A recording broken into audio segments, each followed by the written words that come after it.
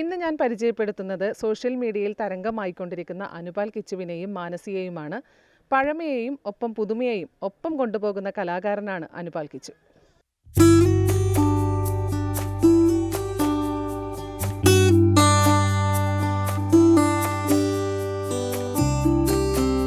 ഞാൻ ഇൻട്രോയിൽ പറഞ്ഞതുപോലെ പഴമയും പുതുമയും ഒരുപോലെ കൊണ്ടുപോകുന്ന ഒരു കലാകാരനാണ് അനുപാൽ.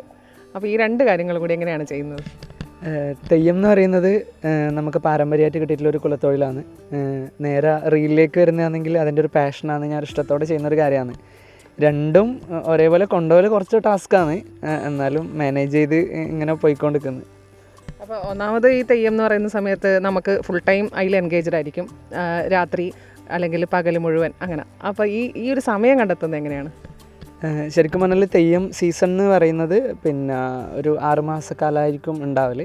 തുലാമാസം തൊട്ടിട്ടാണ് തെയ്യം ഉണ്ടാവല്. അപ്പോൾ ഈ തെയ്യം ഇല്ല സമയത്തെല്ലാം ഞാൻ ഷൂട്ടുമായിട്ട് ഭയങ്കര ഒരു ഗ്യാപ്പിലായിരിക്കും ഉണ്ടാവില്ല. അതായത് ഷൂട്ട് എടുക്കൽ ഭയങ്കര കുറവായിരിക്കും. താല്പര്യം ഇല്ലാഞ്ഞിട്ടല്ല, എനിക്ക് സമയം കിട്ടാത്തതുകൊണ്ടായിരിക്കും. തെയ്യം എന്ന് വെച്ചാൽ അങ്ങനെ ദിവസം തെയ്യം എന്നുള്ളൊരു തിരക്കിലായിരിക്കും ഉണ്ടാവല്. പിന്നെ ഷൂട്ട് നല്ലോണം കുറയില്ല. ഇപ്പം തന്നെ ഞാൻ ഈ കഴിഞ്ഞ ഏപ്രിൽ മാസത്തിൽ തന്നെ മാസത്തിലൊരു റീലോ മറ്റേ പോസ്റ്റ് ചെയ്തിട്ടില്ല. അത്രയും തെയ്യത്തിൻ്റെ തിരക്കാണ്ടായത്. പിന്നെ രണ്ടും അങ്ങനെ കണക്റ്റ് ആക്കുന്നതും എനിക്കെന്തോ ഒരു താല്പര്യമില്ല. രണ്ട് വഴിയിൽ കൊണ്ടുപോകാനാണ് ഇഷ്ടം. അപ്പോൾ ഈ റീല് വഴി എങ്ങനെയാണ് നിങ്ങൾ തമ്മിലുള്ള സൗഹൃദം? ഇപ്പോൾ ഒരുപാട് നിങ്ങളുടെ കണ്ടന്റ് ക്രിയേഷൻ്റെ അടിയിലായാലും റീലിലായാലും താഴെ കാണുന്ന കമൻറ്റ് എന്ന് പറയുന്നത് നിങ്ങൾ ഭാര്യ ഭർത്താക്കന്മാരാണോ അല്ല എങ്ങനെയാണ്, കല്യാണം ഉണ്ടോ, കെട്ടു എന്നുള്ള പറഞ്ഞിട്ടുള്ള കമൻറ്റ്സ് ഇഷ്ടംപോലെ കാണുന്നുണ്ട്. അപ്പോൾ അതിലെന്താണ് പറയാനുള്ളത്? അതിൽ മനസ്സിലാണോ, ഞാൻ യൂഷ്വലി എല്ലാവരും കാണുന്ന പോലെ ഒരു ഇൻഫ്ലുവൻസർ ആയിട്ടാണ് കിച്ചോറിനെ കണ്ടിട്ടുള്ളത്. എവിടെയാണെന്ന് പോലും എനിക്ക് അറിയുന്നുണ്ടായിട്ടില്ല. അങ്ങനെ ഞാൻ കാഷ്വലി ഫോളോ ചെയ്തു. പിന്നെയാണ് ഒരു ഷോർട്ട് ഫിലിമിൻ്റെ ഒരു സ്റ്റോറി ഇട്ട് അങ്ങനെ മെസ്സേജ് അയച്ചു. കാസ്റ്റിംഗ് കോളിൽ ഞാൻ വീഡിയോസ് അയച്ചു കൊടുത്തു. അങ്ങനെ ഷോർട്ട് ലിസ്റ്റ് ചെയ്ത് സെലക്ട് ചെയ്ത് അങ്ങനെ ഞങ്ങളൊരു ഷോർട്ട് ഫിലിമിലാണ് പരിചയപ്പെടുന്നത്. പിന്നെ ഞങ്ങൾക്ക് രണ്ടാൾക്കും എന്തോ ഈ ഒരു പ്രൊഫഷൻ ഭയങ്കരമായിട്ട് ഇഷ്ടമായി. അപ്പോൾ രണ്ടാളും ഒരുമിച്ച് വീഡിയോസ് ചെയ്യാൻ വേണ്ടി തീരുമാനിച്ചു. അങ്ങനെ ഇങ്ങനെ പോകുന്നു.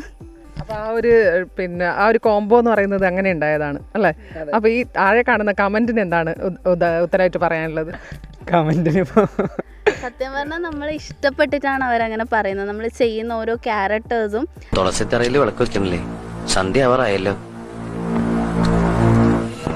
2-3 മാസത്തേക്കുള്ള വീട്ടു സാധനങ്ങളും പശുവിനുള്ള തീറ്റയും ഒരുമിച്ച് അങ്ങോട്ട് വാങ്ങിച്ചു. എപ്പോഴെപ്പോഴും ഓടണ്ടല്ലോ.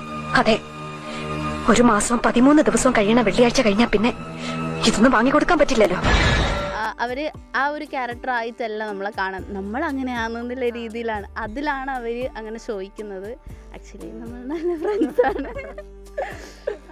അപ്പോൾ ആ ഒരു ബേസ് ചെയ്തിട്ടാണ് എല്ലാവരും അങ്ങനെ ചോദിക്കുന്നത്. അത് അങ്ങനെ ചോദിക്കുന്നതിൽ ഞങ്ങൾക്ക് ഭയങ്കര സന്തോഷമുണ്ട്. കാരണം ഞങ്ങൾ ചെയ്യുന്ന കാര്യം അത്രത്തോളം അവരിലേക്ക് എത്തുന്നതുകൊണ്ടാണ് ആ ഒരു ടൈപ്പ് ഓഫ് ക്വസ്റ്റ്യൻസ് വരുന്നത്. മാനസി വന്നപ്പോഴത്തേക്ക് ഇതിന് മുന്നേ എൻ്റെ ബാക്കിയുള്ള പേഴ്സിന് കിട്ടിയിട്ടില്ലതിനേക്കാളും മാനസികമായിട്ട് കിട്ടുമ്പം നമുക്കും അടുത്തത് ചെയ്യാനില്ലൊരു ആ ഒരു സാധനം വരുന്നുണ്ട്. പിന്നെ എൻ്റെ ഒരു പേഴ്സണൽ അഭിപ്രായത്തിൽ മറ്റുള്ളവരെ വെച്ചിട്ട് നോക്കിയിട്ടാലും മാനസി പെട്ടെന്ന് ക്യാച്ച് ചെയ്യും. അപ്പോൾ ഈ അഭിനയമോഹം ഉള്ളത് കൊണ്ട് തന്നെയാണല്ലോ ഇപ്പോൾ ഈ ഒരു ഇത്രയും നിങ്ങൾ ഹിറ്റായി ചെയ്തുകൊണ്ടിരിക്കുന്നത്. അപ്പോൾ ഇതിൽ ഒതുങ്ങി നിൽക്കാനാണോ, എങ്ങനെയാണ് താല്പര്യം? എനിക്ക് ഇതിൽ ഒതുങ്ങി നിൽക്കാനാണ് താല്പര്യം. സത്യം പറഞ്ഞാൽ എനിക്ക് സിനിമ ആ ഒരു മേഖല വലിയൊരു ഇഷ്ടമുണ്ടായിരുന്നു. പക്ഷെ എനിക്ക് ലൈഫിൽ അങ്ങനത്തെ ഒരു ട്രാജഡി പോലത്തെ ഒരു സാധനം ഫിലിം ഫീൽഡിൽ നിന്ന് ഉണ്ടായതുകൊണ്ട് പിന്നെ എനിക്ക് എന്തോ ഒരു ഇത് വന്നു, ഒരു ചൈൽഡ്ഹുഡ് ട്രോമ എല്ലാം പറയുന്ന ഒരു സാധനം പോലെ ഒരു ഇത് വന്നപ്പോഴത്തേക്ക് എനിക്ക് എന്തോ ഒരു ഇഷ്ടം ഫുള്ള് പോയി. പക്ഷെ മനസ്സിൽ അങ്ങനെയല്ല, മനസ്സിൽ സിനിമയാണ്.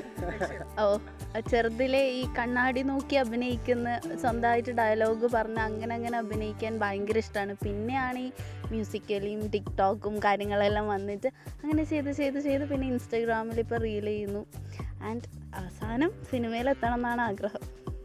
അപ്പോൾ ഇനി നമുക്ക് തെയ്യത്തിലേക്ക് തന്നെ വരികയാണെങ്കിൽ, ഇപ്പോൾ ആ ഒരു സാധാരണ നമ്മളെ ആ ഒരു മനുഷ്യ മനസ്സൊന്ന് തെയ്യത്തിലേക്കുള്ള ആ ഒരു രംഗപ്രവേശനം എന്നോ എന്താ പറയേണ്ടതെന്ന് എനിക്കറിയില്ല, ആ ഒരു സംഭവം എങ്ങനെയാണ് നടക്കുന്നത്?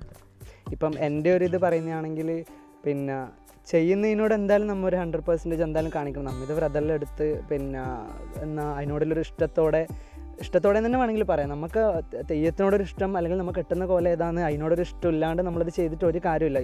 നമുക്കൊരു ഇഷ്ടം ഉണ്ടെങ്കിലേ നമുക്കത് ചെയ്യാൻ പറ്റുമല്ലോ, അല്ലെങ്കിൽ അതിലൂടെ നമുക്കിനൊന്ന് അഴുകിച്ചേരാൻ പറ്റുമല്ലോ. അങ്ങനെ ഞാൻ എൻ്റെ ഒരു ഇതിൽ ഞാനത് 100% കൊടുക്കുന്നുണ്ടെന്ന് എനിക്ക് തോന്നുന്നു. അനുപാൽ സാധാരണ ചെയ്യുന്ന കോലങ്ങൾ എന്തൊക്കെയാണ്? ഞാൻ ഏറ്റവും കൂടുതൽ കെട്ടിയിട്ടുള്ളത് വിഷ്ണുമൂർത്തിയാണ്. പിന്നെ അല്ലാതെ തന്നെ കുറേ തെയ്യങ്ങൾ കെട്ടിയിട്ടുണ്ട്. ഗുളികൻ, പിന്നെ രക്തയാമുണ്ടി, പിന്നെ വീരയാമുണ്ടി, കുറത്തി, അങ്ങനെ കുറേ തെയ്യങ്ങൾ കെട്ടിയിട്ടുണ്ട്. അപ്പോൾ അനുപാൽ എന്ന വ്യക്തി ഇതുവരെ സോഷ്യൽ മീഡിയയിൽ കണ്ട് ആ ഒരു പരിചയിച്ച മുഖത്ത് നിന്നും ഇപ്പോൾ ഒരു വ്യത്യസ്തമായ നിങ്ങളുടെ ഒരു റിയൽ എന്ന് പറയുന്ന ഒരു പിന്നെ സംഭവത്തിലേക്കാണ് നമ്മളിപ്പോൾ എത്തിയിട്ടുള്ളത്. അനുപാലും അതുപോലെ മാനസിയും. എന്തായാലും ഇനിയും ഒരുപാട് ഉയരങ്ങൾ മാനസി ആഗ്രഹിക്കുന്ന പോലെ സിനിമാ ഫീൽഡിലും അനുപാലിന് ഇത് രണ്ടും കൂടി ഒരുമിച്ച് കൊണ്ടുപോകാൻ സാധിക്കട്ടെ. ക്യാമറമാൻ സുമേഷിനൊപ്പം സുധാ സുരേന്ദ്രൻ, നെറ്റ്വർക്ക് ന്യൂസ്.